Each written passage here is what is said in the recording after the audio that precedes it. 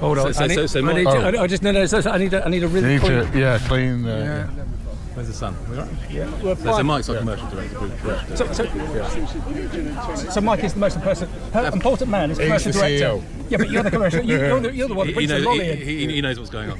So guys, just grabbed you because there's so much positive intrigue and some really good press coming out about you, and you've got a fantastic new MD in one of your new businesses. Do you want to talk about that? Who's your new? Come on, let's break the news. Who's the new MD? We're talking about James Miller, who's joined us, who's got 20 years experience from right across the salad industry into top fruit, soft fruit, stone fruit. Joined a fantastic business, Mansfields, which is a heavily invested business by Paul and his original family business. And James is sort of really helping us taking on the baton to really drive that business forward and on the fantastic foundations of the past.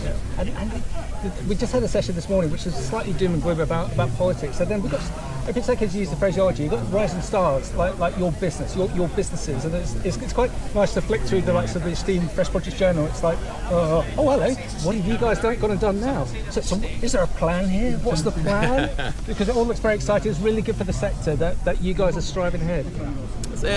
Certainly it's consolidation for us.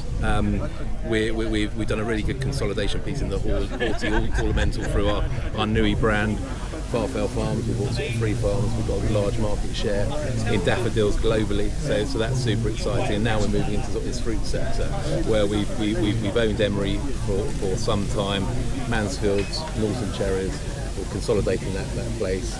We've got some fantastic, like Mike says, fantastic farms, investment pack houses leading in the industry, and we're just consolidating that and taking the sort of cluster of all these businesses and really consolidating it at the moment. So super exciting. And again, this word exciting. You look at the likes of Amfresh.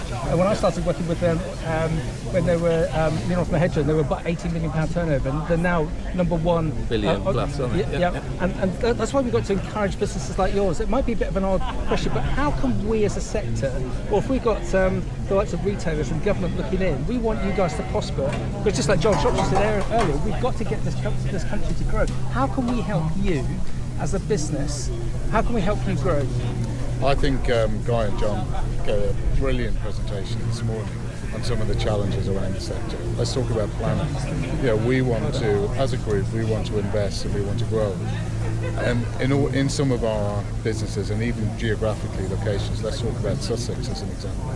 Some of the planning challenges around the hurdles that we face about putting in reservoirs, glass, polytunnels, you name it. It is significantly challenging for us compared to perhaps where we've got other businesses in Portugal and in South Africa where those challenges perhaps don't exist. So I think in order to support us, certainly labour, we obviously have a significant interest in labour across the group, and also with Proforce and the seasonal worker scheme. Really, really important to, and you've heard it today, it's just not coming from us. We heard it from everybody who talked to you about the importance of the SWS. And to cut across you, but being slightly emotional about it, you're not growing ball bearings, you're growing food, you're growing fresh produce, and you're employing people, and we're all about growth in this company to get us out of the current political situation economically wise. So we need to support you. So again, I just wanted to major on that for people that might be out of sector that don't fully realise the good that you guys do and why we need to support you. Absolutely, and we're brightening up people's homes and gardens. That's one of the things that we get great joy out of as a business and as a group. We ship millions and millions of bunches of daffodils every year into people's homes, and it just provides that hope and spring, as somebody put it to me recently. So, we are so enthusiastic about each of our pillars of activity. Like Matt has said, we're just in top fruit and soft fruit and that consolidation piece. And one of the other points that came across this morning was scale. We are, we need to have that scale in order for us to continue to be profitable and to invest. And as you can see from our activity over the last 10 years, we have invested significantly in each of the sectors that we're involved in. But it's all about the people, and that's at your heart, isn't it? You know, we're only as good as the people. We are people businesses. So what can we do as an industry to really get down to the grassroots of schooling, to understand our industry? I was just talking to Simon Conway about exactly this point.